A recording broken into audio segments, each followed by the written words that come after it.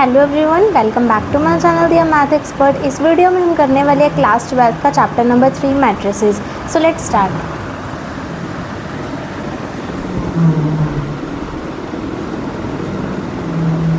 What is matrix? Matrix जो है वो सिंगुलर के लिए यूज़ होता है, एक सिंगुलर मैट्रिक्स के लिए।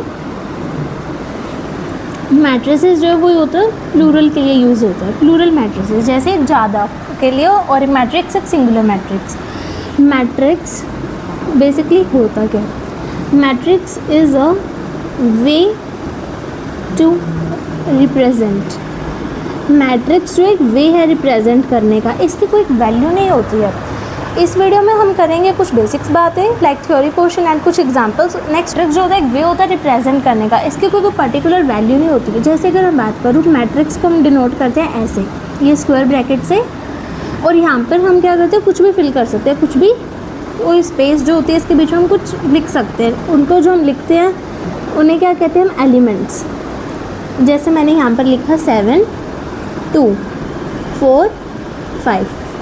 तो जैसे मान लो मैंने इसे लेट कर लिया कि ए मैट्रिक्स जो है ये है, इसकी कोई वैल्यू नहीं निकल के आएगी, ये कोई वैल्यू नहीं देगा आपको, इसकी कोई भी वैल्यू नहीं है।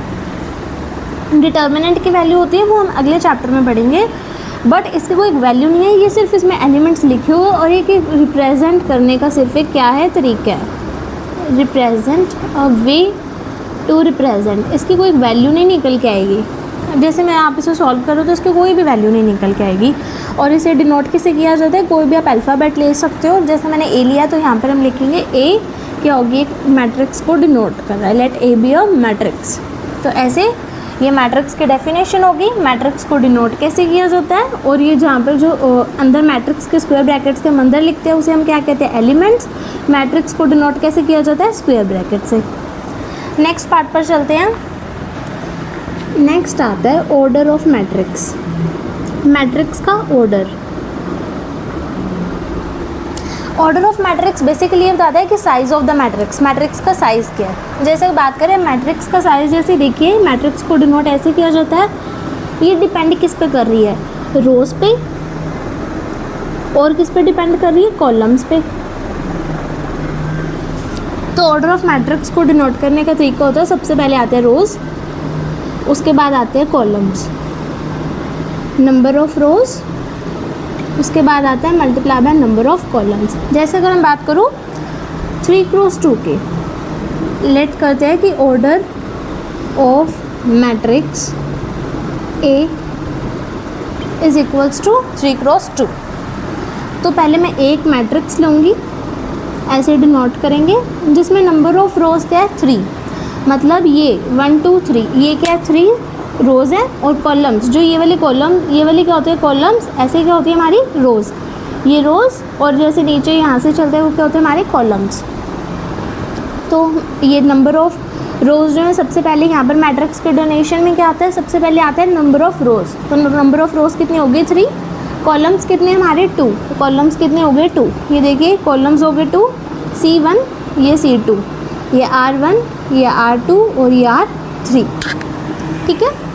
तो हम यहाँ पर कोई भी एलिमेंट्स, मान लो मैंने लिख दिया 4, यहाँ पर लिख दिया 5, यहाँ पर लिख दिया 6 7 8 और 9। तो ऐसे ये हमारी क्या होगी? 3x2 मैट्रिक्स होगी, जिसको हमने क्या लिया है? ए लिया है। ठीक है। तो ऑर्डर ऑफ मैट्रिक्स में नंबर ऑफ रोज़ और नंबर ऑफ कॉलम्स आते हैं। अब चलते हैं नेक्स्ट पार्ट की तरफ।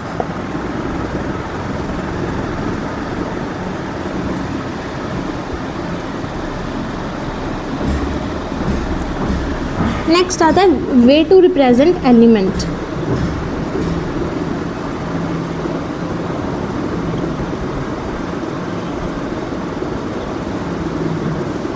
मान लेते हैं कि ये हमारी एक मैट्रिक्स है, 2x2 की मैट्रिक्स है, जिसमें नंबर ऑफ रोज भी क्या है? 2, और कॉलम्स भी क्या है? 2। पहले क्या होता है? नंबर ऑफ रोज, बाद में क्या आता है? Number of columns. तो नंबर ऑफ रोज कितनी है? 2, और नंबर ऑफ कॉलम्स कितनी है? 2। अब इसे वे टू रिप्रेजेंट एलिमेंट्स क्या होता है? ए। मान लीजिए ए है, इसे एक स्मॉल मान लेते हैं, small. A of I of J. I किस लिए होता है? आई किसे रिप्रेजेंट कर रहा है? नंबर ऑफ रोज को। एंड जे किसे रिप्रेजेंट कर रहा है? नंबर ऑफ कॉलम्स को।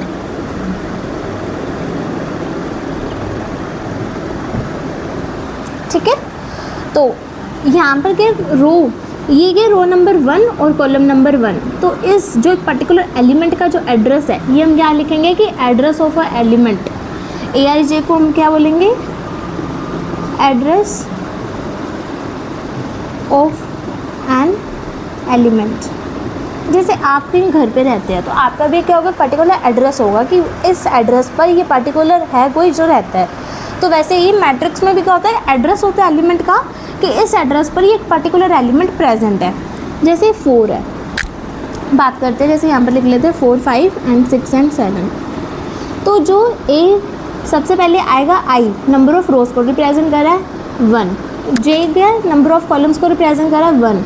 तो अगर A11 की बात करूँ, मतलब A जो एलिमेंट है वह फर्स्ट रो के फर्स्ट कॉलम पे बैठा है, फर्स्ट रो के फर्स्ट कॉलम पर कौन सा एलिमेंट है, 4। फिर मैं बात करूँ A12 मतलब 1 फर्स्ट रो है और सेकंड क्या है, कॉलम। फर्स्ट रो ये वाली है, सेकंड कॉलम ये है, मतलब 6। नेक्स्ट बात करें A13, तो 1 क्या है, रो, सॉरी A13 नहीं आएगा क्योंकि नंबर ऑफ रोज 1 है और नंबर ऑफ रोज क्या है 2, नंबर ऑफ कॉलम्स भी क्या है 2। तो ये 1 और 2 ख़त्म हो गया। उसके बाद चलते हैं नेक्स्ट रो पे A21 की बात करें तो सेकंड रो और पहला कॉलम मतलब 5। फिर चलते हैं A22 पर, नंबर ऑफ रो क्या है 2 और कॉलम कौन सा है 2, तो कौन सा हुआ 7। ऐसे ही यहाँ पर एलिमेंट्स को फाइंड आउट करते हैं। ये एक मैट्रिक्स है जिसका ऑर्डर मान लीजिए I और J है। मैट्रिक्स का जो ऑर्डर होता है वो हम इसके क्या लिखते हैं, at the end of the square bracket यहाँ पर लिखा जाता है। जैसे 2 क्रॉस 2 की मैट्रिक्स है तो यहाँ पर इसका ऑर्डर लिखा जाता है। ये कोई भी मैट्रिक्स है 3 क्रॉस 4 की है, 3 क्रॉस 2 की है, तो यहाँ पर उसका ऑर्डर लिखते हैं I क्रॉस J। तो नंबर ऑफ एलिमेंट्स कितने होते हैं, number of elements in a matrix आता है, number of elements in a matrix. Elements कितने होते हैं एक मैट्रिक्स में, वो कितने होते हैं, number of rose multiply by number of columns, number of rose multiply by number of columns. ये कितने होते हैं एक मैट्रिक्स में, कितने एलिमेंट्स होते हैं वो हम कहाँ से फाइंड करेंगे, I क्रॉस J से। जैसे अगर ये 2 क्रॉस 2 की मैट्रिक्स है तो डैट इज 4, तो इसमें एलिमेंट्स कितने होंगे 4, 1 2 3 4। अगर ये 3 क्रॉस 2 की मैट्रिक्स है तो इसमें एलिमेंट्स कितने हो गए 6, 1 2 3 4 5 6। ऐसे आई थिंक इट्स क्लियर। अब हमने चलते हैं नेक्स्ट पार्ट की तरफ। तो एग्जाम्पल नंबर 1 की तरफ चलते हैं, जिसमें आपको एक क्वेश्चन दे रखा है, एक डाटा दे रखा है कि एक फैक्ट्री है, 3 फैक्ट्रीज हैं जिसमें मैन वर्कर्स कितने हैं, फर्स्ट फैक्ट्री में 30, वुमेन वर्कर्स कितने हैं 25, सेकंड फैक्ट्री में मैन वर्कर्स कितने हैं 25, वुमेन वर्कर्स कितने हैं 31, थर्ड फैक्ट्री में मैन वर्कर्स है 27 और वुमेन वर्कर्स कितने हैं 26। तो आपको इस क्वेश्चन में क्या करना है, जो इन्फॉर्मेशन जो दे रखे है, जो डाटा आपको दे रखा है, आपको क्या करना है, उसे एक मैट्रिक्स के फॉर्म में अरेंज करके बताना है, 3 क्रॉस 2 मैट्रिक्स के फॉर्म में। तो क्या करेंगे, अब 3 क्रॉस 2 मैट्रिक्स से एक बात पता चल रही है कि नंबर ऑफ रोज कितनी है 3, कॉलम्स कितने हैं 2। तो नंबर रोज कितने हैं 3, 1 2 3 और कॉलम्स यहाँ पर कितने आएंगे 2। तो सेम ऐसे ही आप देखेंगे कि हम यहाँ लिख देंगे मैन वर्कर्स और यहाँ लिख देंगे वुमेन वर्कर्स। ठीक है, यहाँ लिखेंगे 30, 25 और 27 और 25, 31 और 26।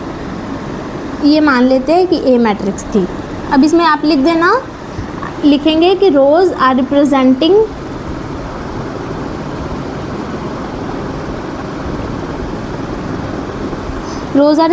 क्या रिप्रेजेंट कर रही है, द नंबर ऑफ फैक्ट्रीज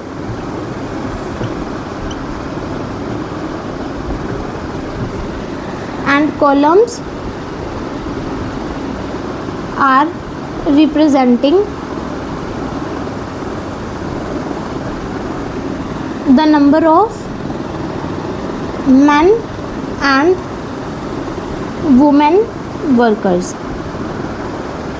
तो आप अपनी लैंग्वेज में भी लिख सकते हो, लेकिन आपको जो मैट्रिक्स है वो आपको ऐसे अरेंज करके दिखानी है, जिसमें आपको बताना है कि मैन वर्कर्स कितने और वुमेन वर्कर्स कितने हैं फैक्ट्री नंबर 1 2 और 3 में।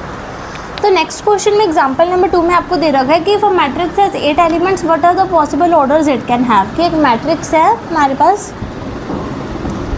जिसमें नंबर ऑफ एलिमेंट्स क्या रहे 8 आ रहे हैं। नंबर ऑफ एलिमेंट्स हम कहाँ से निकालते थे i क्रॉस j से। नंबर ऑफ एलिमेंट्स कैसे निकालते थे is equals to i cross j। i किसको रिप्रेजेंट कर रहा है नंबर ऑफ रोज को, j किसको रिप्रेजेंट कर रहा है नंबर ऑफ कॉलम्स को। तो देखिए if a matrix has 8 elements ऐसे लिखेंगे सबसे पहले if a matrix has 8 elements then it can have following orders।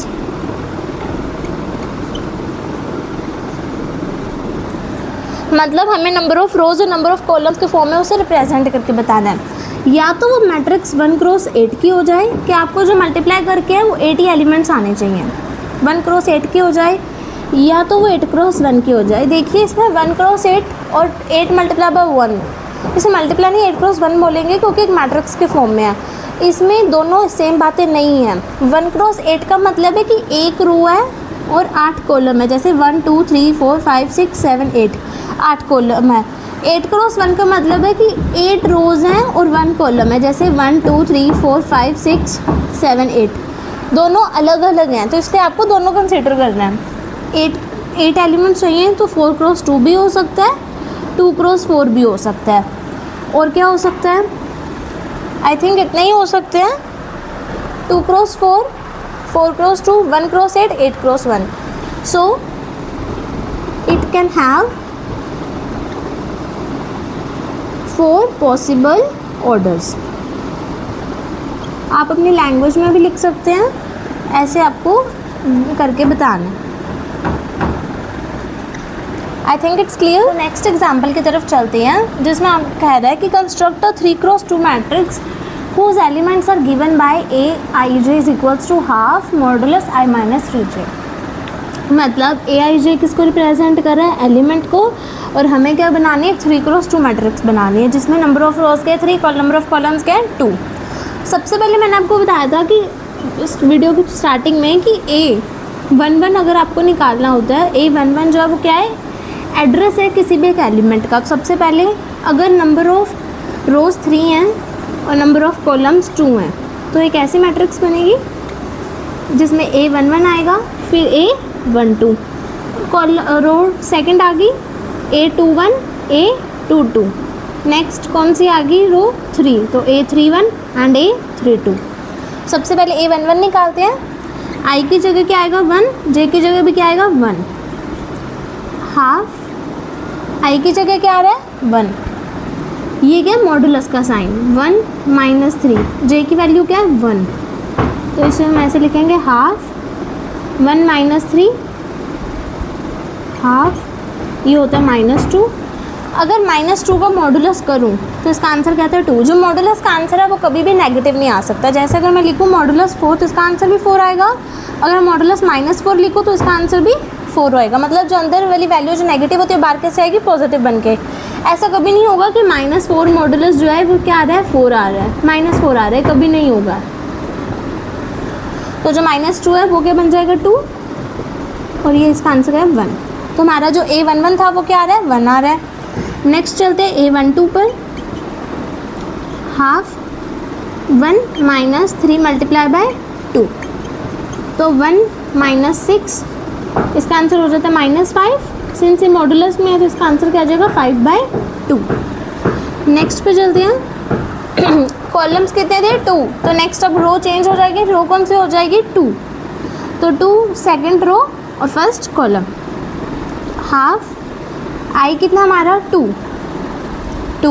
Column कितना है 1, तो 3 मल्टीप्लाई बाय 1, तो इसका आंसर हो गया -1। तो ये -1 मॉडुलस करके 1 बन जाएगा और ये आ जाएगा 1/2।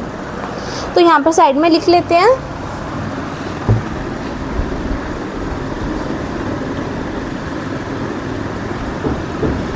जो हमारी 3 क्रॉस 2 मैट्रिक्स थी उसमें पहला एलिमेंट हमारा क्या आ रहा है 1, सेकंड एलिमेंट क्या आ रहा है 5/2, और जो ये वाला एलिमेंट A21 क्या आ रहा है, half, 2 2, second row second column. तो I की वैल्यू क्या पुट करेंगे, 2, J की वैल्यू भी 2, तो हाफ 2 - 6 - 4, मॉडुलस के अंदर आके प्लस बन जाएगा तो 4 डिवाइडेड बाई 2, तो 2 आ गया। तो ये एलिमेंट भी क्या आ गया हमारे पास, 2।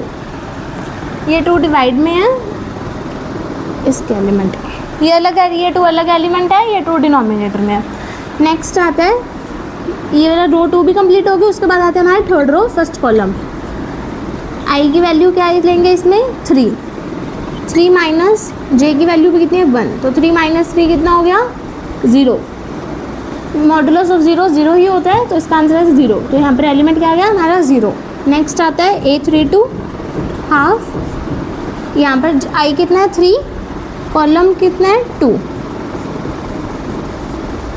3 - 6, 3 - 6 डेट इज़ -3, -3 का मॉडुलस 3, तो 3/2। तो यहाँ पर क्या आ गया, 3/2। तो ये हमारी जो मैट्रिक्स थी ये हमारी आ गई है, तो ये हमारा क्या है, फाइनल आंसर। ठीक है, नेक्स्ट क्वेश्चन की तरफ चलते हैं। तो नेक्स्ट आता है हमारा type of matrices. Type of matrices में हम सबसे पहले पढ़ेंगे रो मैट्रिक्स।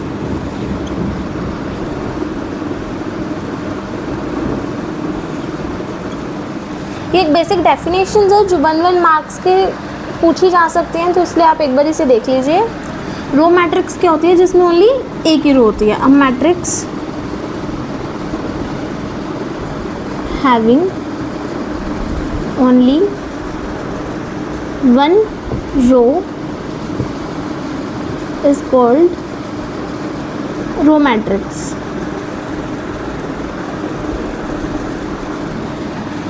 जैसे बात करें, रो इसमें 1 ही रहेगी, जो आई है वो हमारा क्या हो जाएगा, इसमें 1, जे कोई भी नंबर हो सकता है। जैसे अगर मान लो मैं जे को मान लेती हूँ 4, रो 1 ही रहेगी, 1 2 3 4, कोई भी आप एलिमेंट्स डाल सकते हो, 1 2 3 4।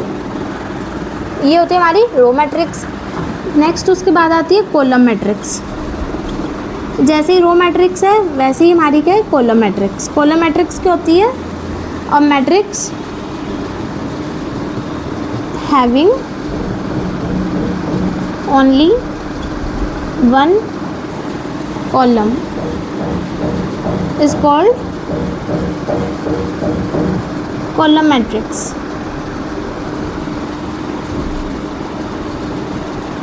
जिसमें जे जो हमारा क्या हो जाएगा, 1, आई की वैल्यू कुछ भी हो सकती है। लेट कर लेते हैं एक बारी के लिए, 3 है,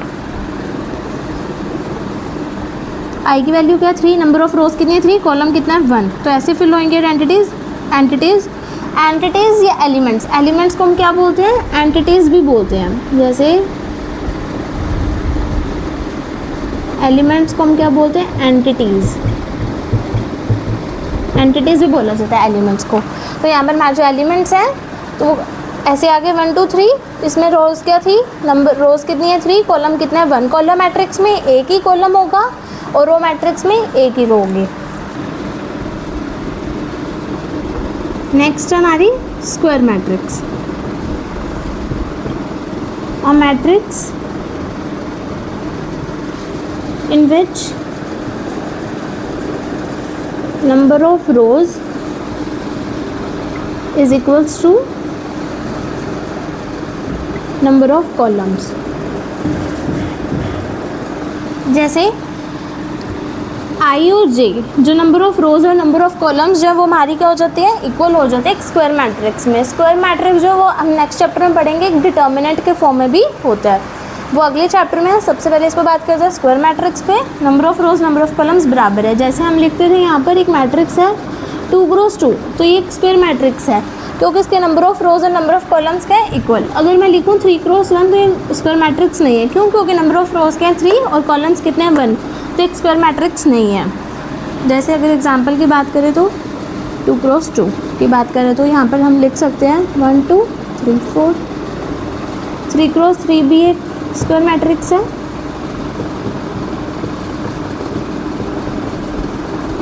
तो ये थी हमारी स्क्वायर मैट्रिक्स। नेक्स्ट चलते हैं, नेक्स्ट आती है डायगोनल मैट्रिक्स।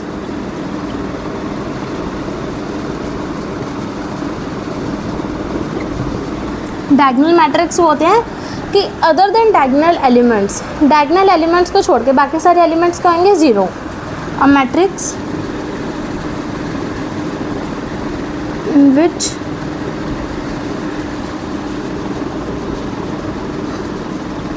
all elements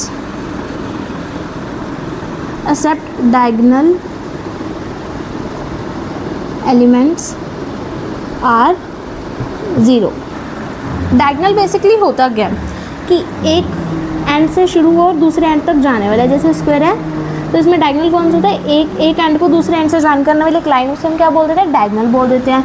तो ऐसे ही मान लो एक मैट्रिक्स है 3x3 की, जिसमें नंबर ऑफ एलिमेंट्स कितने होंगे, 9। तो इसमें डायगोनल क्या होएगा, ये वाला डायगोनल, इसको छोड़ के बाकी सारे एलिमेंट्स क्या है, ज़ीरो। ये भी ज़ीरो, ये भी ज़ीरो, ये भी ज़ीरो, ये भी ज़ीरो, ये भी ज़ीरो, ये भी ज़ीरो। डायगोनल एलिमेंट्स कुछ भी हो सकते हैं।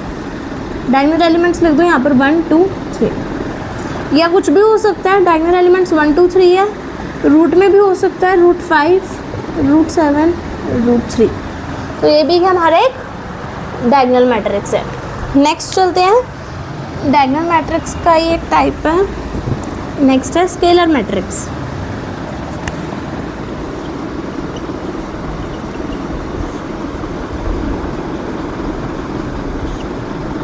स्केलर मैट्रिक्स एक डायगोनल मैट्रिक्स है, बट इसमें एक कंडीशन लग जाती है कि जो डायगोनल एलिमेंट्स हैं वो सेम रहने चाहिए। जैसे डायगोनल मैट्रिक्स में क्या था, जो डायगोनल एलिमेंट्स हैं वो कुछ भी हो सकते हैं। इसमें जो डायगोनल एलिमेंट्स हैं आर सेम, वो सेम रहेंगे, and rest and other elements are zero, और बाकी सारे एलिमेंट्स जो हैं वो क्या हो जाएंगे, ज़ीरो। जैसे ये एक स्केलर मैट्रिक्स है 3x3 की, तो यहाँ पर डायगोनल मैट्रिक्स है, तो यहाँ पर आ जाएगा 1, मान लो मैं लिख दिया 4, तो यहाँ भी आएगा 4, यहाँ भी आएगा 4, बाकी सारे एलिमेंट्स के हो जाएंगे ज़ीरो। ऐसे या कुछ भी हो सकता है 4, या तो कोई भी अब रूट भी नंबर आ सकता है, √3 भी आ सकता है, √3 और √3, बाकी सारे एलिमेंट्स के हो जाएंगे ज़ीरो। तो ये भी क्या है, 3x3 की हमारी एक स्केलर मैट्रिक्स है। मैट्रिक्स जो है सिमिलर है स्केलर मैट्रिक्स के, आइडेंटिटी मैट्रिक्स। आइडेंटिटी मैट्रिक्स भी स्केलर मैट्रिक्स है, बस बट इसमें भी क्या हो जाती है, एक स्पेशल कंडीशन आ जाती है कि जो डायगोनल एलिमेंट्स हैं वो क्या होने चाहिए, 1 होने चाहिए। डायगोनल एलिमेंट्स सेम होंगे और किसके बराबर होंगे, 1 होंगे। जैसे मैं बात करूँ तो 1 1 1, 3x3 मैट्रिक्स लेके चल रहे हैं, तो यहाँ 0, यहाँ 0, यहाँ 0, यहाँ भी 0, यहाँ भी 0, यहाँ भी 0। ये जो स्केलर मैट्रिक्स है, जो हमारी डायगोनल मैट्रिक्स थी, और ये जो आइडेंटिटी मैट्रिक्स है, ये बेसिकली किन के लिए वैलिड होती है, जिसमें नंबर ऑफ रोज और नंबर ऑफ कॉलम्स बराबर होते हैं, जो थी हमारी स्क्वायर मैट्रिक्स। तो स्क्वायर मैट्रिक्स के ये टाइप है डायगोनल, स्केलर और आइडेंटिटी मैट्रिक्स। ये बहुत ज़्यादा इंपॉर्टेंट है। आइडेंटिटी मैट्रिक्स, आइडेंटिटी इसको डिनोट कैसे किया जाता है, आई से, तो इट्स इम्पॉर्टेंट, इसे याद रखिए, very important. Identity matrix, identity matrix का अगर टाइप पूछा जाए तो आप क्या लिखेंगे, it's a type of square matrix. ये एक स्क्वायर मैट्रिक्स का ही टाइप है, जिसमें नंबर ऑफ रोज और नंबर ऑफ कॉलम्स क्या है, बराबर है। नेक्स्ट आती है null matrix. Null matrix name से क्लियर है, जिसमें ऑल एलिमेंट्स क्या होंगे, 0 होंगे। ये किसी भी ऑर्डर की हो सकती है, ज़रूरी नहीं है कि स्क्वायर मैट्रिक्स ही हो। जैसे 2x3 की है, तो नंबर ऑफ रोज कितने हो गए, 2 कॉलम्स कितने हो गए, 3, तो बाकी एलिमेंट्स, सारे एलिमेंट्स के हो जाएंगे इसमें 0।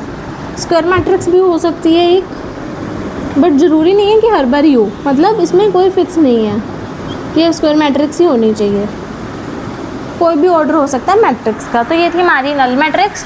नेक्स्ट आता है इक्वालिटी ऑफ मैट्रिसेस।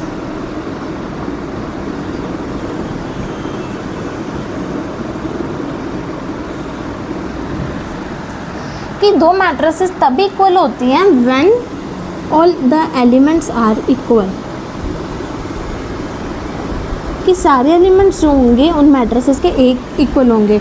जैसे अगर मैं बात करूँ कि ए कोई मैट्रिक्स है और बी भी कोई मैट्रिक्स है, वो दोनों इक्वल हैं, दोनों इक्वल हैं मतलब उनके सारे एलिमेंट्स जो हैं वो सेम है, पोजीशन वाइज एलिमेंट्स जो हैं सेम है। जैसे जो ए ऑफ आई जे है वही क्या है, B of I J B है। जैसे यहाँ पर मैं लिख दूँ 1 है, यहाँ 2 है, यहाँ 3 है, यहाँ पर 4 है, तो ये मैट्रिक्स इसके बराबर तब भी होगी जब यहाँ पर 1 होगा पोजीशन पे, यहाँ पर भी 2 होगा, यहाँ पर 3 है तो यहाँ भी 3 होगा, और यहाँ पर 4 है, यहाँ भी 4 होगा।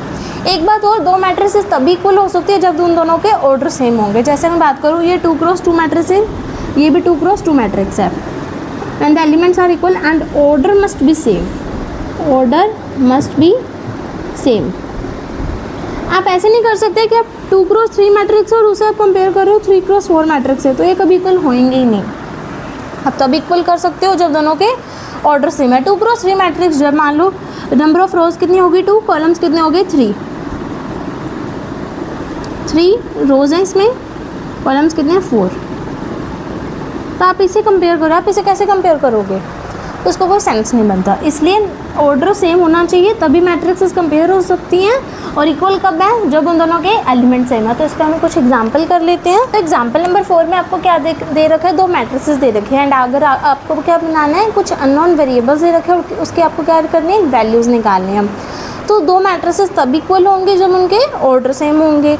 अब क्या इन दोनों के ऑर्डर सेम है तभी हम आगे मूव ऑन कर सकते हैं। ऑर्डर देखिए इसका क्या है, नंबर ऑफ रोज कितनी है 3, नंबर ऑफ कॉलम्स भी कितने हैं 3, तो इस मैट्रिक्स का ऑर्डर क्या हो गया 3x3।